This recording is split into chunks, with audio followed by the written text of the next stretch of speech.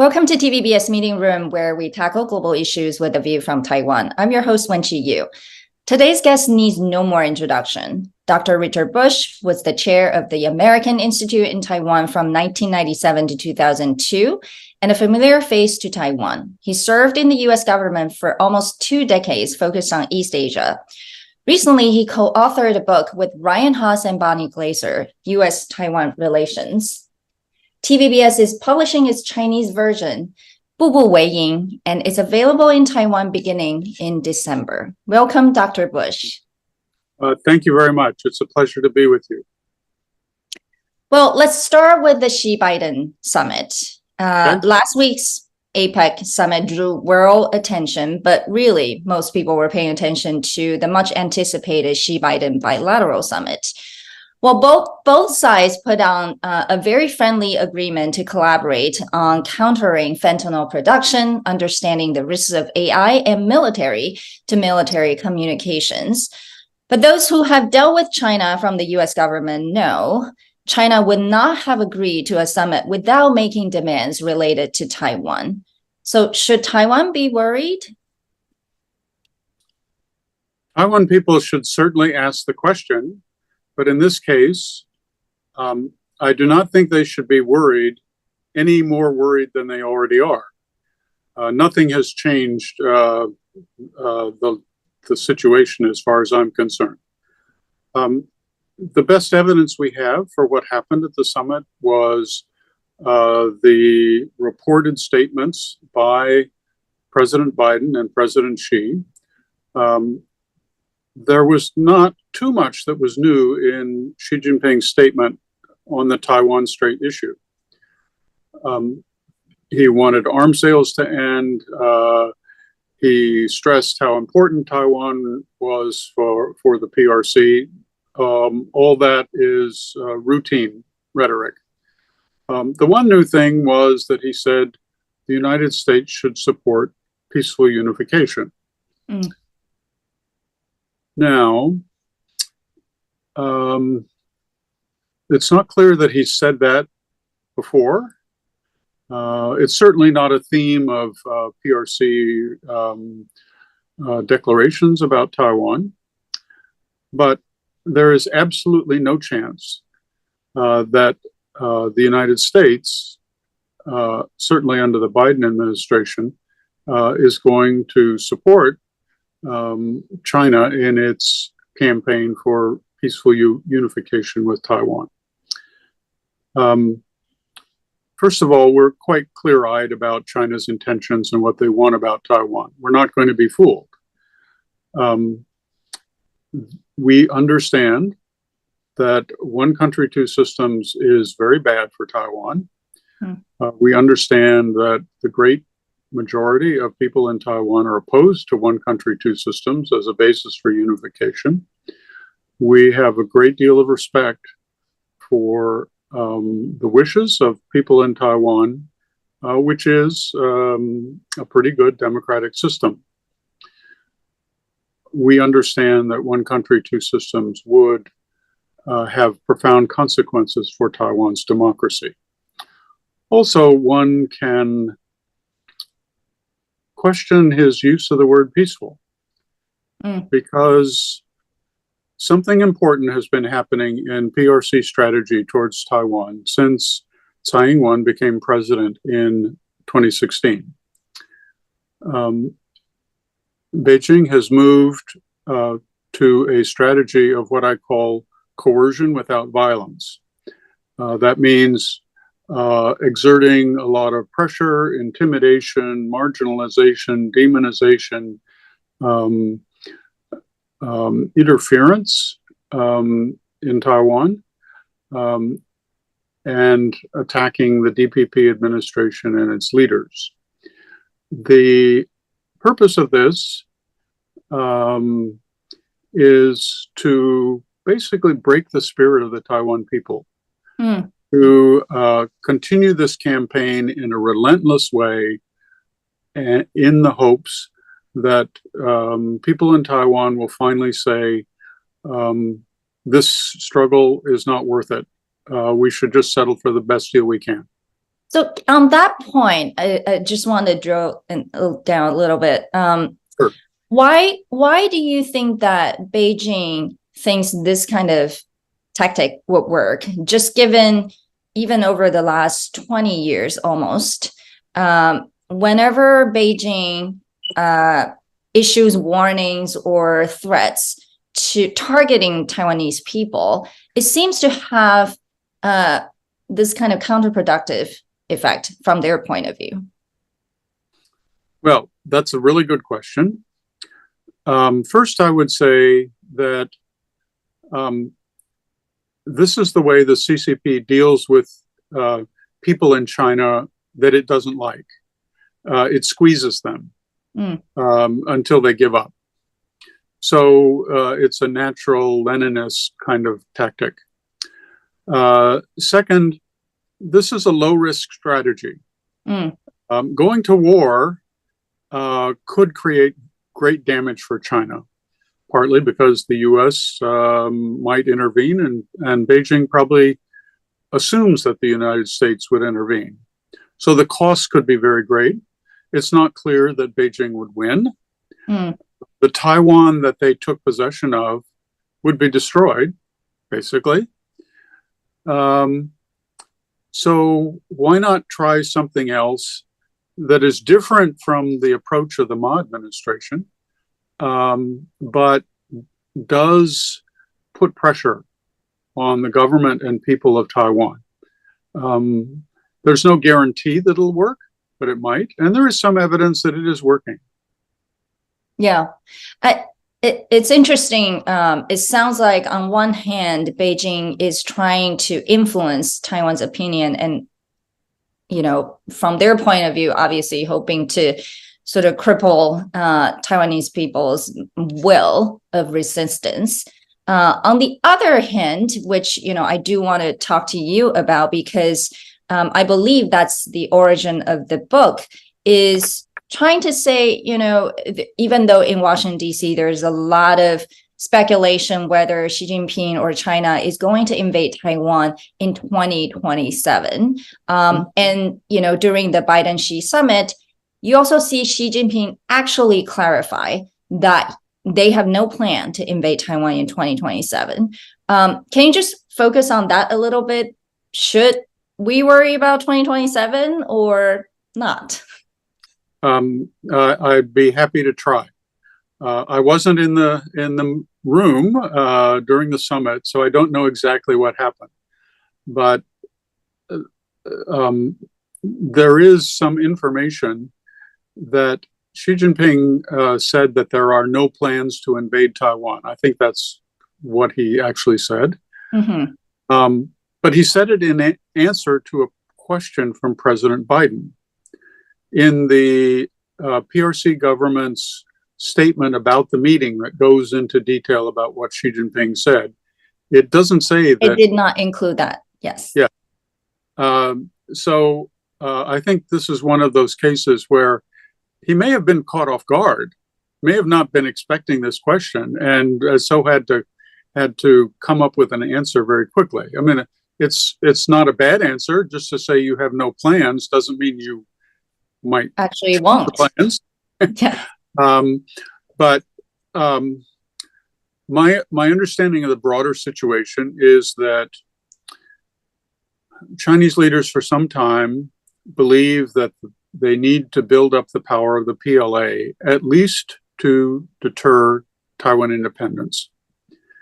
And that if they do not have the ability to punish Taiwan militarily, then some Taiwan leaders might be tempted to move in the direction of de jure independence. Now, just because you have the capabilities that ultimately could be used to attack Taiwan, and that's where PRC is moving, that doesn't mean that they're going to be used. There's a difference between capabilities and intention. Yeah, and I think that's the main debate in Washington, D.C. these days. Yes. And I think the smart scholars believe that what Xi Jinping has told the PLA is you get ready to fight, and then I'll tell you whether you fight or not. I will make the decision. I think if you study the messaging coming out of the administration over the last couple of months, you will see a lot more discipline and moderation in what we say about this. The situation was very confused, and I'm sure people in Taiwan were very confused and anxious about the messaging coming out of Washington. But I think it's better now. Yeah.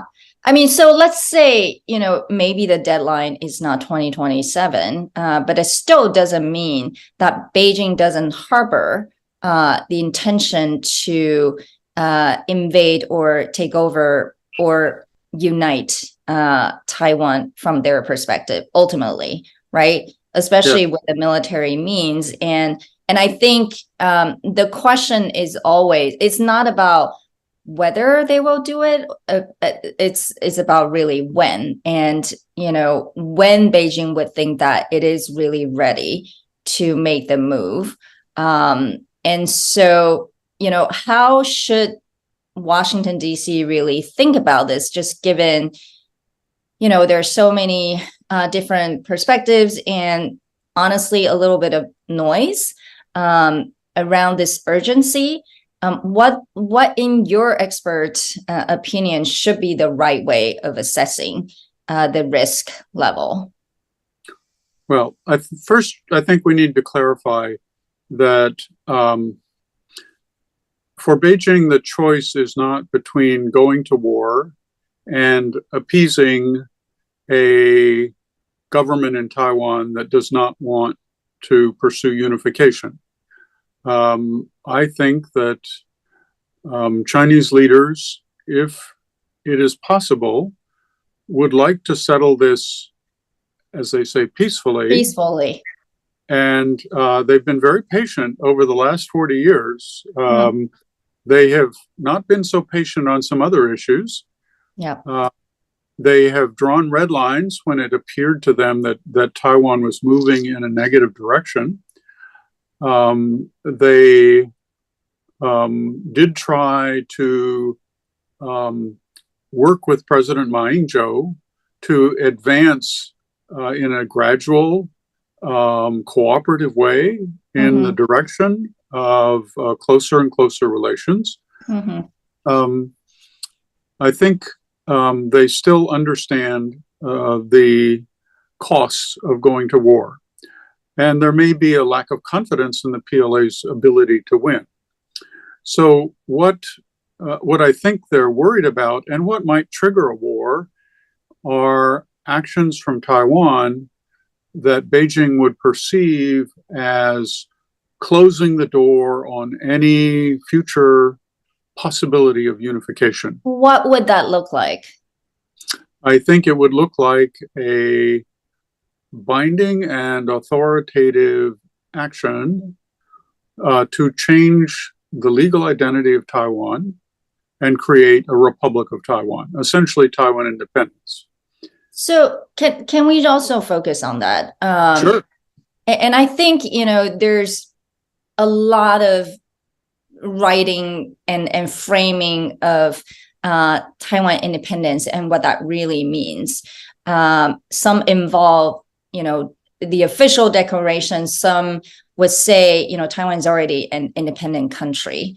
Regardless, the status quo in Taiwan right now, in some way, sort of fits the DPP's, the current ruling party's narrative that Taiwan is already an independent country. So I guess my question comes down to the status quo, because in the past, I believe status quo is the accepted status to describe the current Taiwan and Beijing relationship. And both sides seem to be okay with that. But increasingly, as you said, Beijing has been patient, but will Beijing continue to be as patient to accept status quo? Because it may imply the de facto permanent separation if this kind of status quo continues. So what do you think Beijing is really thinking? Will they continue to see status quo as an acceptable status for Taiwan? Well, one problem is that different people have different definitions of the status quo. The United States says that we oppose any unilateral action by either side to change the status quo, and then we don't define what it means. We refuse to define what it means. The statement that the Republic of China or Taiwan is an independent sovereign state is a complicated one. There is a technical international law definition of that, which really means, I think, non-subordination of Taiwan to any other sovereign entity. It's a claim of sovereignty. Mm-hmm.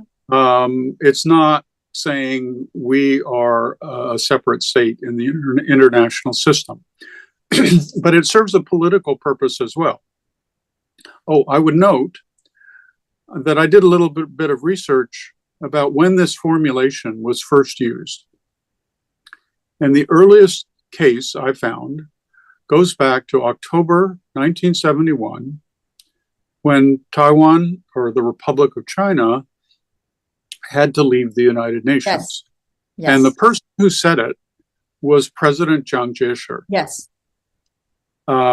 So if he's saying that, it means something different from, a de facto declaration of independence. What I think is most important about it is its political use. Yeah. And if you say Taiwan or the Republic of China is an independent sovereign state, we don't need to declare independence, that is a way of saying to the deep green faction of the DPP, we don't need to pursue your agenda. Your agenda is unnecessary. Now, whether the deep green faction believes that or not is another question. But it's useful. President Lee Teng-hui used that trick in his inaugural speech in 1996. Yeah.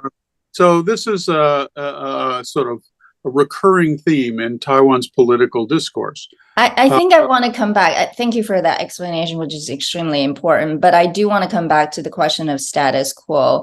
Sure. Okay. And because it is so connected to independence, I would say, Beijing pretty much frames anything that the DPP does as pro-independence. Yes. It could have been done by the KMT, but, Beijing may not have framed it that way. So in that case, is it really fair to, really frame the DPP or the current government's behavior as pro-independence, and what that really means for status quo? And will Beijing continue to be patient with the status quo if there is another DPP government for the next 4 years or even 8 years? To work back, I think that Beijing will be willing to be patient with another DPP government. It probably will, or certainly will, continue the campaign of coercion that it has employed against the Tsai administration to continue to undermine the confidence of Taiwan people in the future. It may tighten up that coercion a little bit. I have no idea what their plans are. But as I said before, the risks are low, and the whole thing may work. And there is some evidence that it is working. Now, the action by a DPP government that I think would signal to Beijing that the status quo is changing is a step that suggested that it was the intention of that government to change Taiwan's legal identity. And there were a couple of times that Chen Shui-bian, when he was president, did exactly that. Right. But Chen's time is also different from Tsai's time, and maybe different again for Lai's time, because the entire global environment is different. The public opinion in Taiwan is also different today. Yes. And I think, let's actually talk about public opinion in Taiwan, because, the presidential election is coming up in January, compared to even 8 years ago when Tsai won the election. It seems that Taiwan's public opinion has moved even further away from this idea that Taiwanese people actually want to be governed by Beijing or under the same regime in any shape or form. So, and as we see, Pan Blue has not been able to have a coalition as of today, and the registration deadline is Friday. And then the DPP just announced Bi Kim Hsiao, the former de facto ambassador to DC, as the vice presidential candidate. What do you think is going to happen on January 13th, and what does that mean for Taiwan's future? Well, it's a good question. I have made bad mistakes trying to predict the outcome of elections, including the Trump-Clinton election. But clearly, everybody understands in Taiwan that what happens between the non-green political parties and actors is very, very important in the outcome. We saw in the year 2000 when the blue forces were divided and Chen Shui-bian won with less than 40% of the vote. So the pressure to work out some sort of mutually acceptable arrangement is there. Mm-hmm. I can tell you that the United States is ready for anything. We cannot predict ourselves who's going to win the election, and so we have to be ready to deal with any new government, and we certainly don't want to alienate one political party by favoring another political party when the first political party wins. So I do hope that Taiwan gets a government that is smart, coherent, and effective. That's what the people deserve. And would you say Tsai's government has been smart, coherent, and as you described? Well, I think both the Ma Ying-jeou government and the Tsai government, in different ways, have been that way.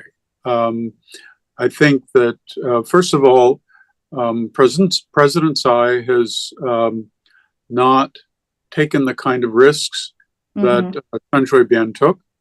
Her mantra is don't bow to pressure, but don't provoke the PRC, even though we have American support. That's a very good guideline. And it seems that maybe William Lai will follow the same guideline. I think one thing that has happened is that Taiwan political leaders have accommodated to the status quo preferences of the population, who are very important in all of this, right? Yes. And a majority of the public appears to understand that changing Taiwan's legal identity by creating a Republic of Taiwan would lead to war. And they don't want war.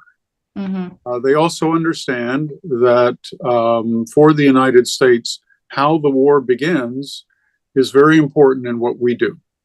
And for Taiwan to start the war through this political action would probably mean that Taiwan was on its own. Yeah. Well, I think, the Taiwan issue, I mean, you've been working on it for your entire career. And, more recently, it's become more important because of the economic aspect of it. So, more than military deterrence, but economic deterrence has become an important tool for U.S. policy toward China and thus Taiwan. So that's why you see the CHIPS Act, export control policies are, kind of touted as a new industrial policy that prioritizes U.S. economic security. And these policies have clear implications for Taiwan. And some in Taiwan have questioned whether Taiwan is actually sacrificing its leadership in the semiconductor sector for the U.S. interests. Specifically, for example, TSMC onshoring, Arizona investing in new fabs, etc. What is your view of those movements? Well, first of all, in this particular topic, we need to distinguish between the United States and Donald Trump. Donald Trump basically tried to extort payments from the United States, in this case, in the form of a chip foundry in Arizona. My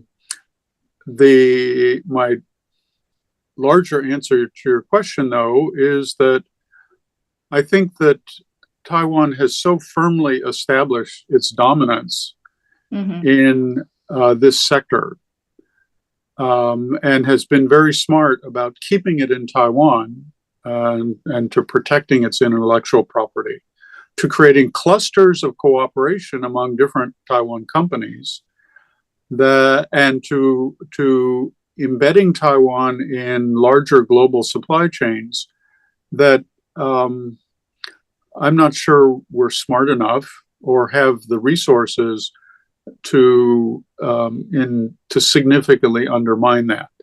And I think that one could say that for a company like TSMC,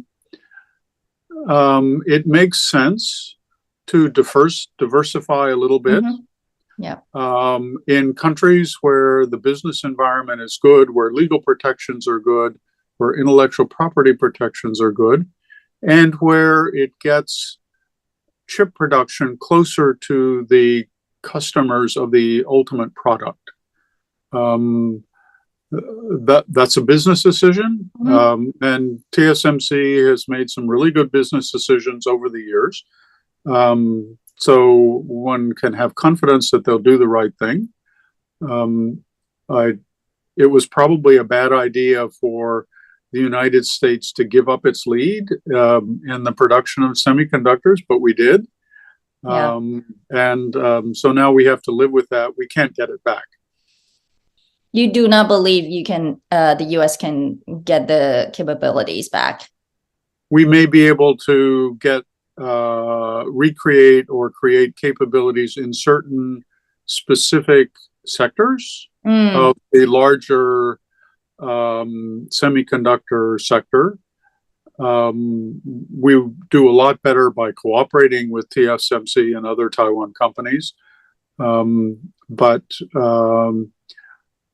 I actually think that there are other things that the United States would best be advised to invest our resources in, rather than trying to compete with TSMC and the other companies in Hsinchu and other places. Interesting view. Thank you for that, which is very important. Well, the last part we really wanted to talk about is Taiwan's connection to the other fronts of conflicts in the world. So, just a few weeks ago, the Hamas-Israel war broke out. On top of that, we have a Ukraine-Russia war. And so there's a growing voice in the U.S. calling for actually more focused defense support for Taiwan. just in case there may be a third battlefield, that the U.S. may be too stretched. Some even wanted to reduce support for Ukraine. And what is your view of this? Should Taiwan be viewed as part of the broader support for Ukraine, or this is more of an either-or scenario? I don't think it's an either-or scenario. Certainly, the Ukraine war and the Israel-Hamas conflict strain the United States to some extent. Even though we're not in the battle and that we are providing support of various kinds. The arsenals as well. I mean, that's a big part. Yeah.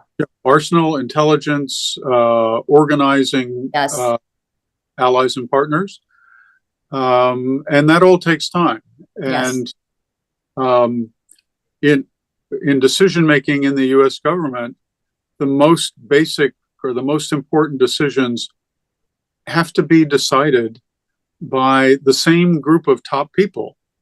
So you may be sort of making decisions concerning Ukraine in the morning and then Israel-Hamas in the afternoon, and coming back to Ukraine in the evening.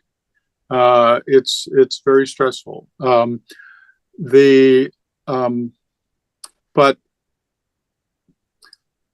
there's some worry. There's a real worry in Taiwan that somehow Taiwan would be deprioritized since there are just too many fires to put out for the U.S. right now. I think that the Taiwan situation is different from these two conflicts, in part because of Beijing's strategy towards Taiwan. Yeah. People in Taiwan think it's either war or no war. But what's going on is something in between. It's coercion without violence. Mm-hmm. And I've already talked about it. I don't need to repeat too much. But if what Beijing is doing is coercion to undermine public confidence, then Taiwan has time. Mm-hmm. The United States has time to build up Taiwan's resources in case Beijing ever decides that they do have to go to war. Taiwan has a control over destiny by approaching cross-strait relations in a mature and cautious and non-provocative way.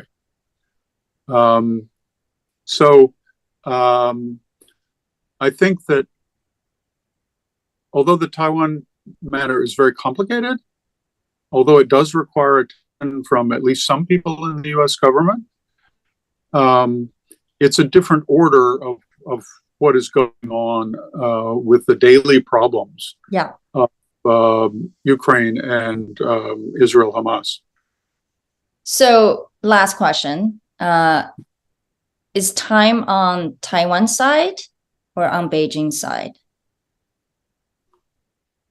Well, I used to say that time's on Taiwan's side. It really depends on which aspect of the problem you're looking at. If you're looking solely at the military side, you would have to say that given the fact that Beijing has built up its military capabilities so quickly and so comprehensively, and Taiwan has been slow to build up its own, that maybe time is on Beijing's side. But that's to use a purely military logic. If you look at the political dimension of this conflict, this dispute, you would have to say that, in a way, Beijing is falling behind. And that its approach to one country, two systems, which it seems to be unable to change or abandon or adapt, has less and less of a market in Taiwan. And its treatment of Hong Kong, which was under the one country, two systems formula, is just further strong evidence of why Taiwan people should be opposed to it. Well, it clearly needs a new framework and almost like a marketing strategy as well. Yes. Taiwan people are pretty smart, though, in figuring out what the game is. Yeah. The other thing that's going on is that Xi Jinping really prioritizes political control. And that was really what was going on in Hong Kong.